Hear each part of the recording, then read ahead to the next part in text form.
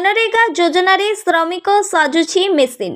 Kankadahad block उपांत अंचल Mahavir road panchayat रे दिन रे मनरेगा योजन मेसीन लगई कार्य करा जाउछि। विधायक विभूति भूषण प्रधान को जोन होइथिबारु भय न करी काम रे खोला खोली मेसीन लगा जाउछि। गरीब जॉब कार्ड धारी श्रमिक पेट को लात मरा जाउछि।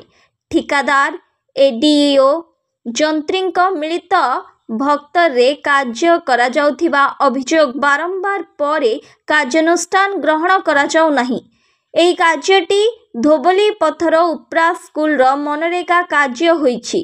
एहा पूर्वरु महावीर रोड कॉलेज रो मनरेगा योजन रे दुर्नीति होइथिबा अभियोग खबर प्रसारण होइथिला, किंतु कार्यानुष्ठान निया जाउ नाही।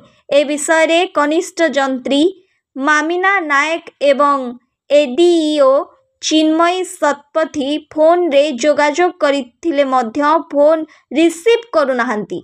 श्रमिक माने हाथ बांधी बसिछंती।